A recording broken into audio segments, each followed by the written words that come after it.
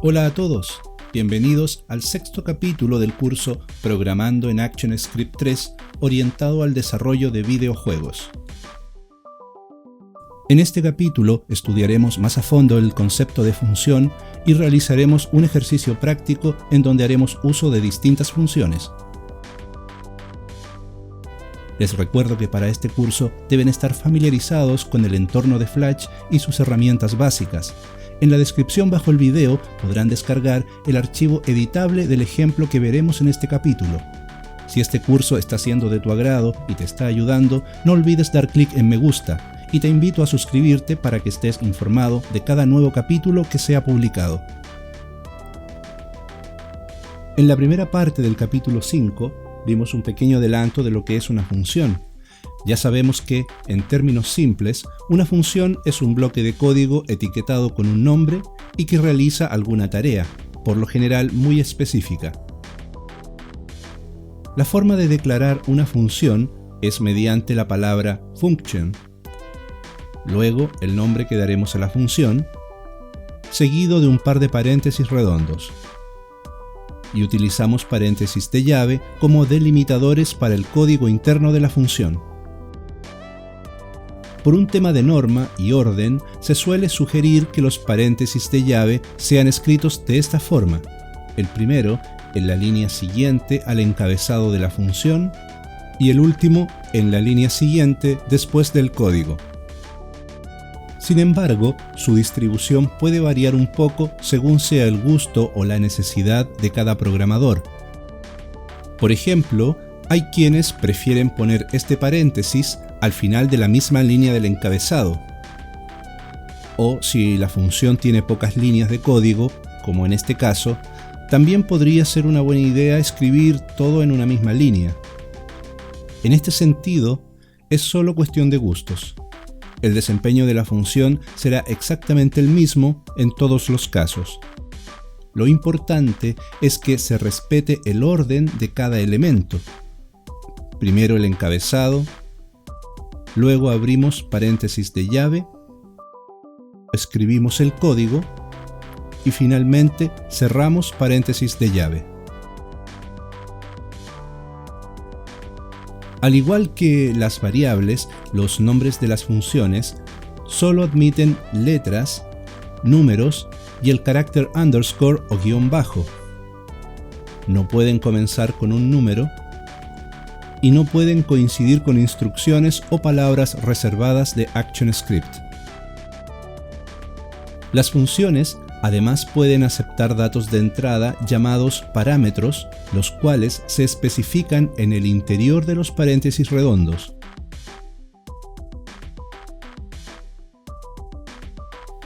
Y estos datos, a su vez, pueden ser utilizados por el código contenido en la función. Además de permitir datos de entrada, también pueden devolver un resultado y este ser recibido por una variable externa a la función. El tipo de dato devuelto por la función puede ser cualquiera de los que ya conocemos, de tipo numérico, de tipo texto o de tipo binario o booleano. Las funciones no tienen por qué necesariamente incluir estas dos labores, recibir y devolver un dato. Estas podrían simplemente hacer una tarea y listo. O podrían recibir datos y no devolver ningún valor. O lo contrario, no tener parámetros de entrada y devolver un valor. O finalmente tener ambas, recibir datos y devolver un valor.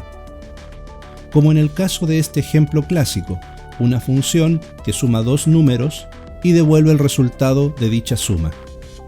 Aquí podemos ver que esta función tiene dos parámetros, las variables de entrada num1 y num2.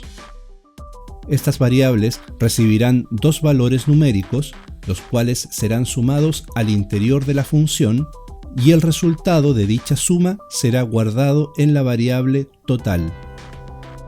Mediante la instrucción return, la función puede retornar un valor, en este caso, el valor de la variable total.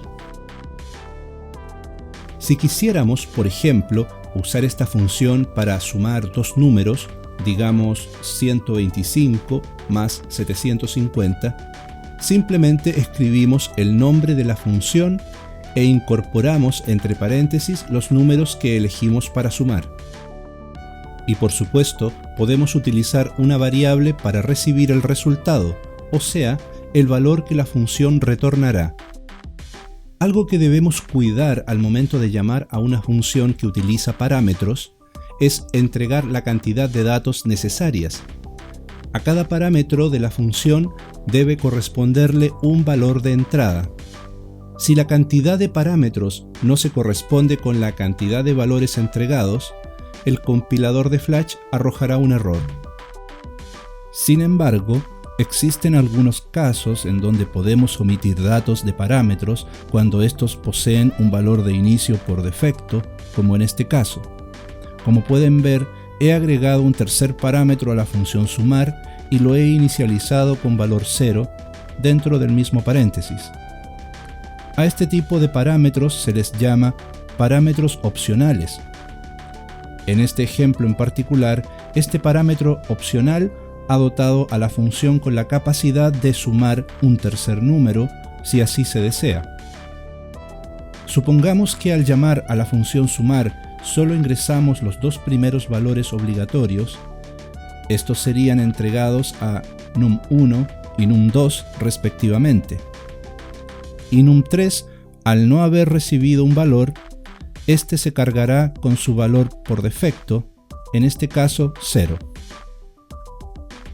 Si hubiésemos ingresado un tercer valor, num3 habría sido asignado con este último, y el valor por defecto, o sea 0, hubiese sido ignorado. Puedes crear todos los parámetros opcionales que necesites. Sin embargo, estos solo pueden ser declarados después de todos los parámetros obligatorios. Si intentas declarar un parámetro opcional antes de uno obligatorio, el compilador de Flash arrojará un error.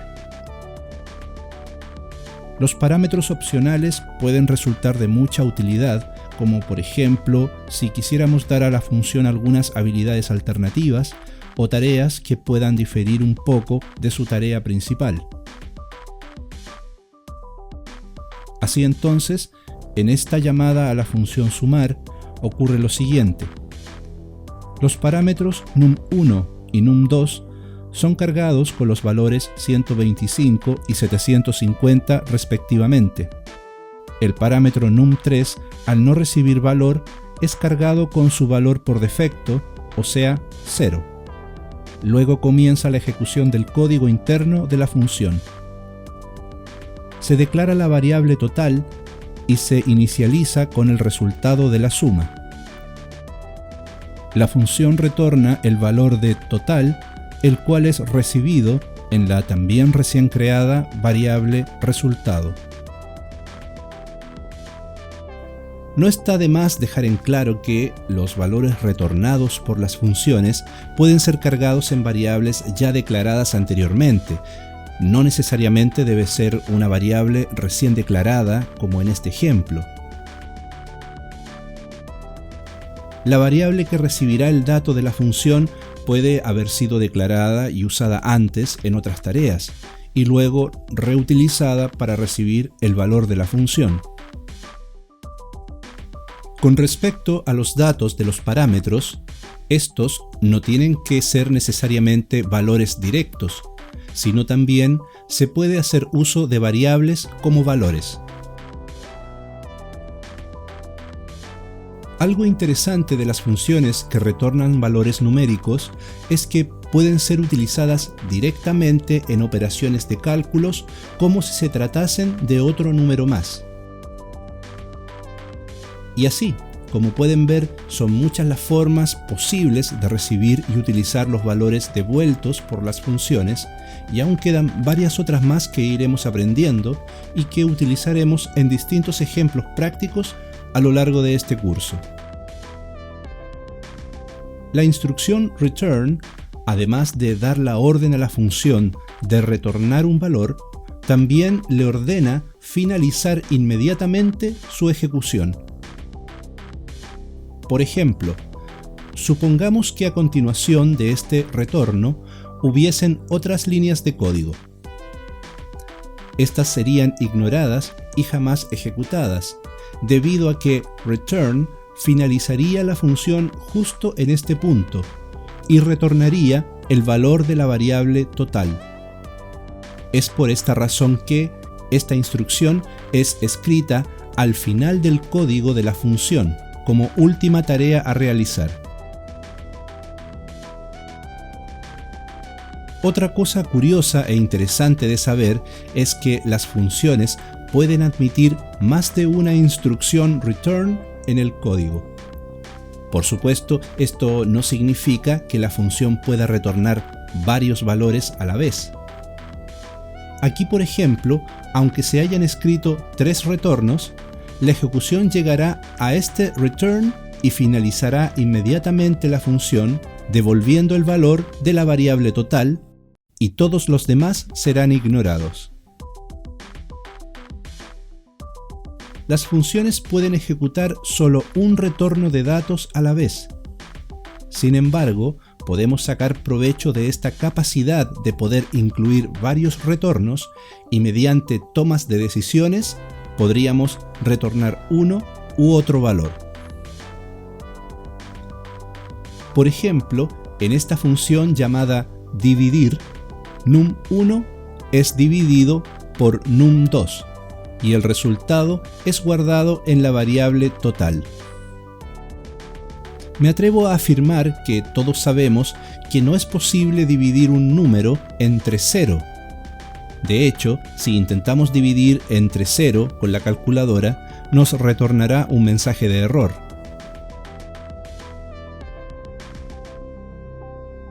De igual forma, esta función retornará un valor indeseado si cargamos el parámetro num2 con valor 0.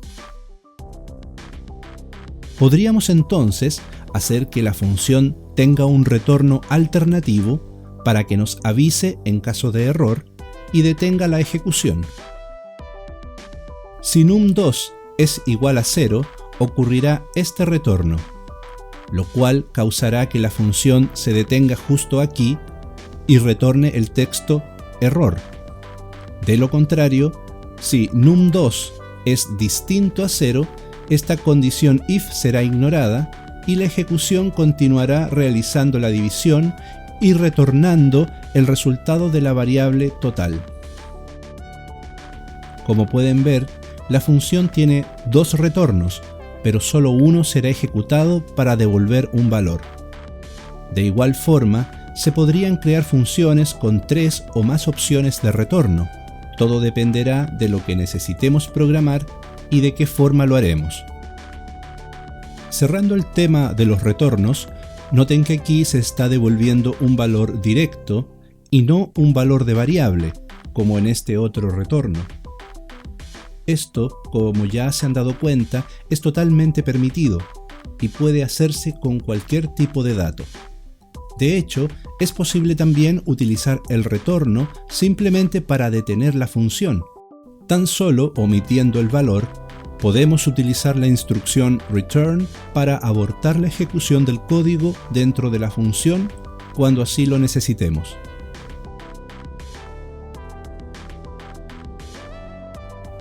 Hasta ahora, cuando declaramos una variable, sabemos con certeza que podemos utilizarla y manipularla en cualquier momento y lugar de nuestro código. Sin embargo, esto no siempre será así. En un programa pueden haber bloques de código con acceso restringido a ciertos datos y variables. Este es el caso de las funciones, cuyas variables, declaradas en la misma función, no pueden ser accedidas o manipuladas por código externo a ella. Sin embargo, la función sí podría acceder a variables externas, dependiendo del lugar en donde hayan sido declaradas. De esta forma, podemos reconocer 2 grupos de variables, las variables locales y las variables globales. Una variable local es aquella cuyo ámbito es limitado a la función que la ha declarado. Por ejemplo, en la función sumar se han declarado tres variables: num1, num2 y total. Estas variables, entonces, que fueron creadas por la función sumar, solo podrán ser manipuladas por el código que está dentro de la misma función y no por códigos externos. Aprovecho de mencionar que las variables destinadas a ser parámetros no necesitan ser declaradas con la palabra var, como en el caso de la variable total. Con el simple hecho de ser definidas aquí, como variables de parámetros, el compilador las considera declaradas. Así entonces, todas estas variables que fueron creadas dentro de la función son variables locales, y de esta forma podemos decir que estas variables son locales a la función sumar. Has de saber también que el tiempo de vida de estas variables termina cuando la función finaliza. Vale decir que las variables locales desaparecen cuando la función termina su tarea y vuelven a ser creadas cuando la función es llamada nuevamente. El único dato que la función podrá compartir con su exterior será el que retorne al final de su tarea, si es que retorna algún dato. Las variables globales son aquellas que fueron declaradas fuera del cuerpo de cualquier función. Estas variables pueden ser accedidas o manipuladas desde cualquier parte del código. Estas tres variables, por ejemplo, al no ser creadas por una función, pueden ser accedidas desde cualquier parte del código. Y por supuesto, pueden ser accedidas incluso desde el interior de una función, aunque ésta no las haya creado. Noten cómo esta función está accediendo a las tres variables, puntos, vidas y nivel, sin utilizar la palabra var al comienzo. Al hacerlo de esta forma, la función entiende dos cosas. Primero, que ella no es la autora y dueña de estas variables, y por lo tanto no desaparecerán cuando la función finalice. Y segundo, entenderá que las variables ya fueron declaradas fuera de ella.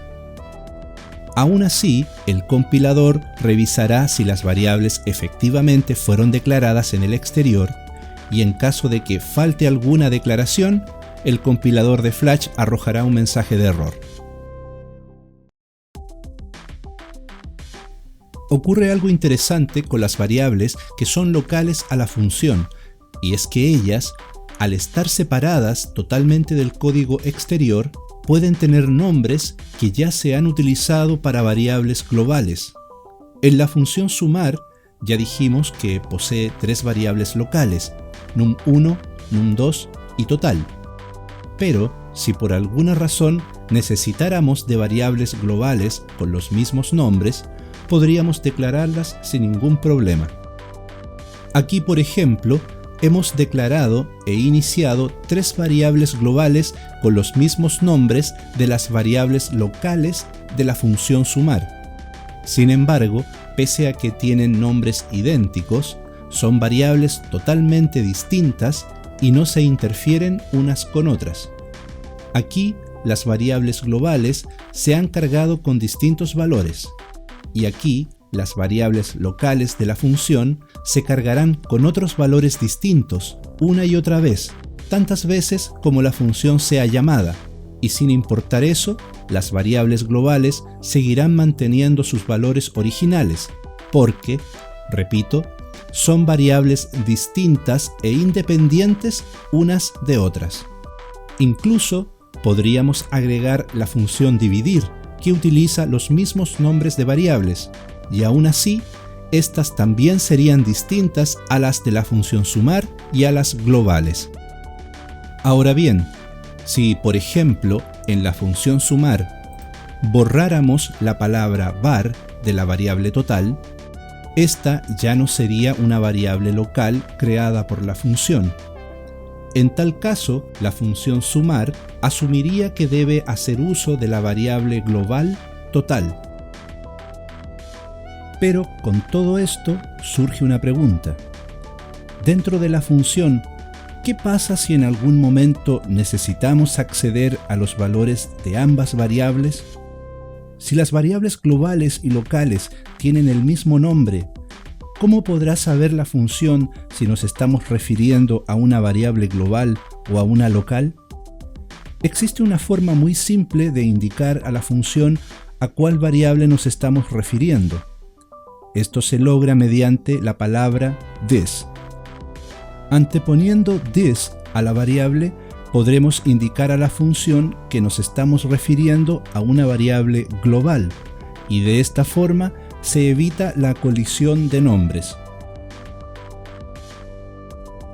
En este ejemplo se ha declarado una variable global llamada número y una variable local en la función que lleva el mismo nombre. Aquí vemos cómo accedemos a la variable global número, la cual es sumada a la variable local de igual nombre, y el resultado es guardado en la variable total. Mediante la función trace podemos verificar el resultado de la suma, el cual será 45. Así es como desde el interior de una función podemos acceder a todas las variables globales que posean nombres idénticos a las variables locales de la misma función. Debo aclarar que es muy poco usual que nos encontremos en una situación como esta, ya que lo más común y recomendable es utilizar nombres de variables distintos. Sin embargo, pueden haber casos en que necesitemos acceder a variables globales de igual nombre a las locales, y la forma de solucionarlo es simplemente mediante el uso de la palabra this. No existe una receta o norma que nos diga cuándo debemos utilizar variables globales o variables locales dentro de una función. Todo dependerá simplemente de lo que necesitemos construir y de qué forma lo planifiquemos. Finalmente, en este capítulo veremos un ejemplo que se acerca bastante más a lo que sería un videojuego. Se trata de una nave que podremos mover y hacer disparar utilizando las teclas de dirección y la tecla A respectivamente. Esta nave además tendrá límites de desplazamiento, a modo que no pueda escapar fuera del escenario. Y finalmente, un fondo con una sencilla animación de rocas para dar un efecto de scroll horizontal. Para hacer honor al tema de este capítulo, gran parte de las tareas de este ejemplo estarán organizadas en funciones, obviamente. Por el momento, el código solo hará esto, pero en la medida que aprendamos nuevas cosas a lo largo del curso, iremos incorporándole más funcionalidades como enemigos o explosiones. Bien amigos, vamos al ejemplo. El escenario del proyecto mide 600 píxeles de ancho por 400 píxeles de alto. Consta de 5 capas de 3 fotogramas. En la quinta capa pondré este fondo para ambientar un poco la parte de atrás. Mide lo mismo que el escenario y no tendrá movimiento. En la cuarta capa pondré un movie clip que contendrá una imagen de rocas que utilizaré para crear el efecto de scroll horizontal. El movie clip tendrá como nombre de instancia rocas y su ubicación inicial será la posición 0,0. En la tercera capa se ubicará la nave del jugador, la cual mide 40 píxeles de ancho por 50 de alto. Llevará como nombre de instancia nave jugador y su posición de inicio puede ser cualquiera dentro del escenario. En este caso se encuentra en la posición 60,170. En la segunda capa y por fuera del costado derecho del escenario pondré un movie clip conteniendo la imagen de unos láseres. El movie clip mide 30 píxeles de ancho por 10 de alto y llevará por nombre de instancia láser. Su ubicación tampoco importa demasiado, solo importa que se encuentre más allá de la posición 600 de la coordenada X. En este caso se ubica en la posición 610,180. Y en la primera capa, como siempre, escribiremos nuestro código. En el fotograma 1 pondré el código para acceder a los eventos de teclado. Es el mismo código que aprendimos a utilizar en el capítulo número 5 de este curso. La única modificación que haremos será agregar una nueva tecla, en este caso la tecla A. A continuación, declararé algunas variables que utilizaré para determinar la velocidad de la nave, el láser y las rocas. Tanto la nave como el láser tendrán límites en su acción de movimiento. Declararé algunas variables para determinar dichos límites.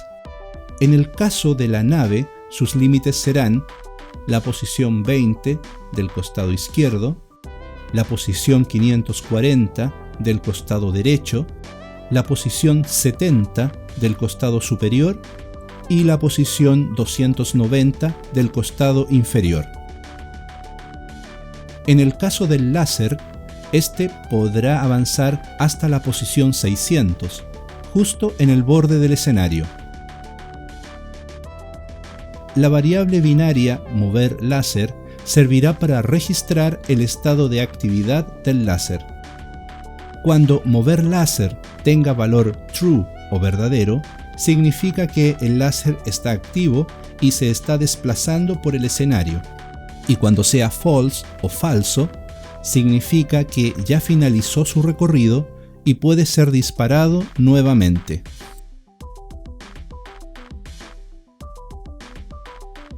A continuación, crearé 4 funciones que tendrán la tarea específica de mover la nave en las 4 direcciones: izquierda, derecha, arriba y abajo. Recordemos que los movimientos diagonales se consiguen juntando 2 direcciones al presionar 2 teclas combinadas. Estas 4 funciones trabajan básicamente de la misma forma.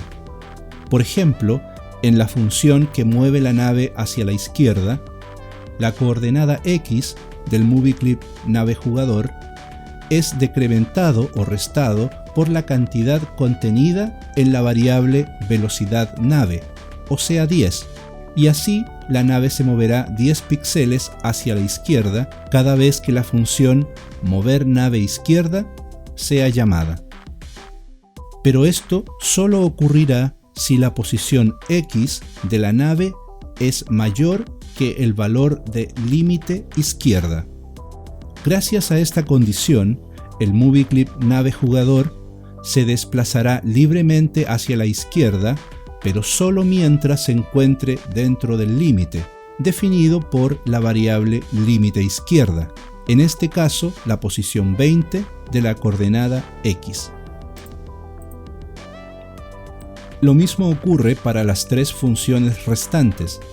Cada una posee su propia sentencia para sumar o restar la posición X, Y del MovieClip nave jugador y su correspondiente condición para limitar su desplazamiento.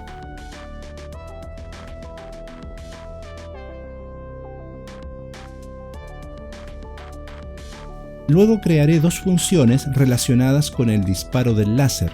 Cada vez que el jugador realice un nuevo disparo, se llamará a la función iniciar láser. Esta función simplemente tendrá la tarea de posicionar el MovieClip láser en la misma posición que se sitúa el MovieClip nave jugador. Aquí pueden ver cómo cargamos la propiedad X del MovieClip láser con el mismo valor X que en ese momento posee nave jugador. Lo mismo ocurre para la propiedad Y, con la diferencia que hubo que agregar 20 píxeles más para que el láser quedara bien centrado a la nave. Si no se hubiesen agregado estos 20 píxeles adicionales a la posición, el láser iniciaría justo aquí y se vería un poco extraño. Así entonces, la función iniciar láser posiciona el Movie Clip láser justo en la ubicación en la que debe iniciar su recorrido.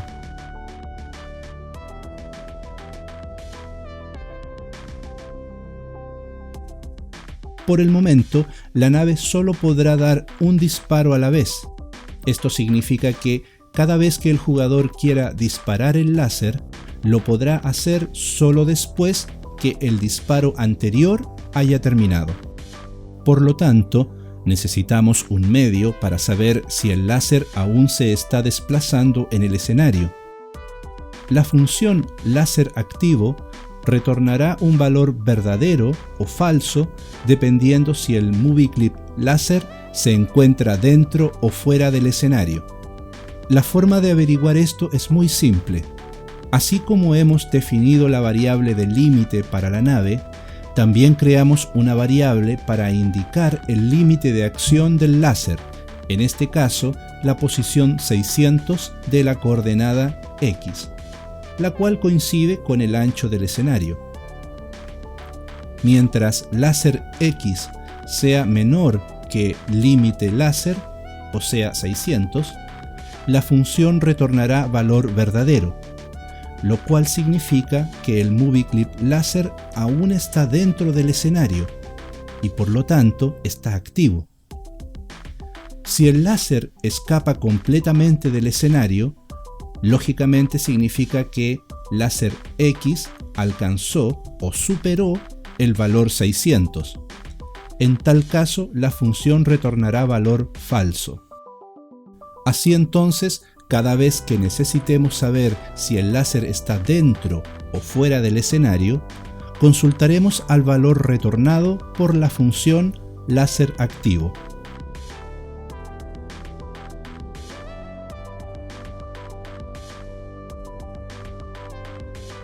La última función está relacionada con las rocas que hacen el efecto de scroll.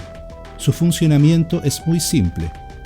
Pero antes de explicar la función, veremos algunos aspectos gráficos de la animación. La aparente continuidad de movimiento infinito es simplemente un efecto visual, como este que ven aquí. Esta superficie, perteneciente a un juego que muchos conocemos, es una imagen que está construida con 5 patrones gráficos idénticos, ordenados horizontalmente uno después de otro. Lo que hacemos aquí es simplemente desplazar esta imagen completamente a través del escenario, y una vez que el primer patrón ha quedado fuera del área visible, regresamos la imagen al comienzo, y así sucesivamente. Es importante que al menos uno de los patrones quede completamente fuera del escenario o área visible. De lo contrario, no se logrará cerrar la secuencia correctamente.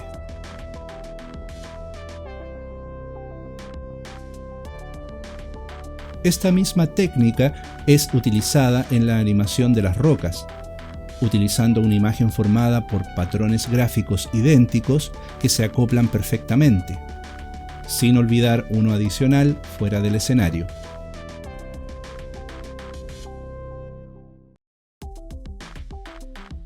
La función mover rocas será la encargada de hacer las tareas de desplazar el Movie Clip rocas hacia la izquierda. Además, después de cada movimiento, comprobará inmediatamente si la propiedad X de rocas ha llegado o sobrepasado la posición -150. -150 será el límite para el movimiento horizontal del Movie Clip rocas, debido a que el patrón gráfico utilizado para las rocas mide 150 píxeles de ancho. Cuando el Movie Clip rocas sea menor o igual a -150, este volverá a su posición X original, o sea, 0.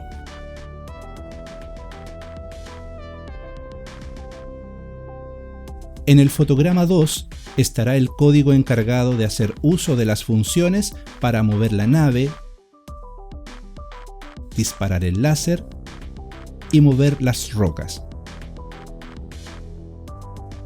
Como pueden ver, este código de aquí ya lo hemos visto bastante en anteriores capítulos, así que no creo requiera mayor explicación.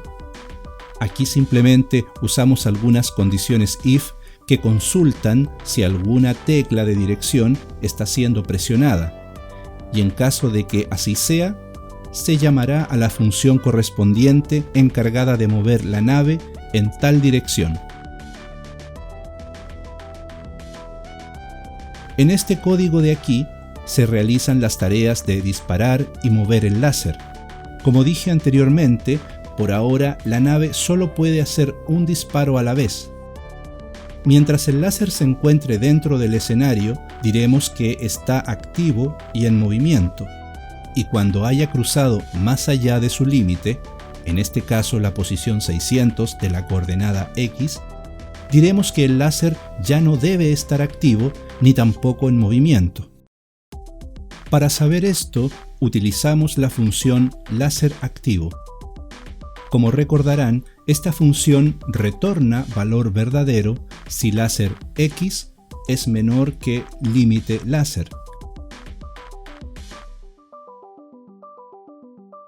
lo cual significa lógicamente que el movie clip láser aún se encuentra visible sobre el escenario. En caso contrario, esta condición será ignorada y retornará valor falso, lo cual significa evidentemente que el movie clip láser ha cruzado más allá del límite y por tanto ya no está visible en el escenario. Teniendo acceso a esta información, aquí podemos fácilmente decidir si hacemos avanzar el láser a una posición más o si damos chance a que sea disparado nuevamente. La variable mover láser es cargada con el valor retornado por la función láser activo, la cual, como ya sabemos, retornará verdadero o falso dependiendo de la ubicación del movie clip láser. Si mover láser recibió valor true o verdadero, significa que el movie clip láser aún está dentro del escenario y por tanto podemos moverlo. Y por el contrario, si mover láser recibió valor false o falso, se ejecutará el código contenido en else, en donde una condición if revisará si la tecla A está siendo presionada, y de ser así, llamará a la función iniciar láser. Esta función relocaliza el movie clip láser dentro del escenario y lo alinea a la nave del jugador. Esto hará que la función láser activo comience nuevamente a retornar valor verdadero, cumpliéndose nuevamente esta condición y realizando el movimiento del láser. Noten cómo utilizando una sentencia if-else obligamos al código a realizar solo una de dos tareas. De esta forma podemos controlar que el jugador no pueda reiniciar el disparo mientras el láser anterior no haya terminado.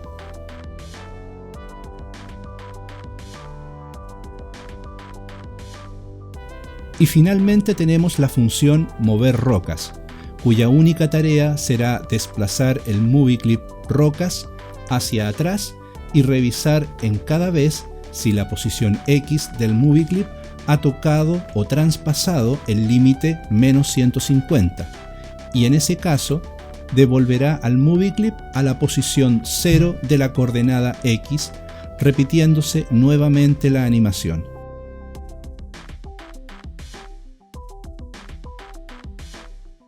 Quisiera explicar un detalle con respecto a esta condición. Rocas X menor o igual a -150.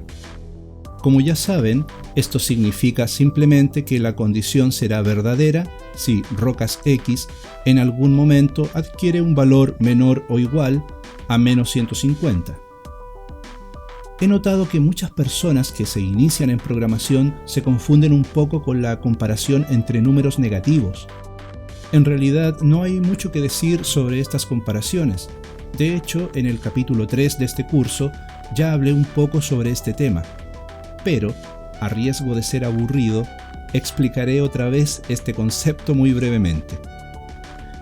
En matemática, en algún momento te enseñaron o te enseñarán a representar los números negativos y positivos en una línea llamada recta numérica.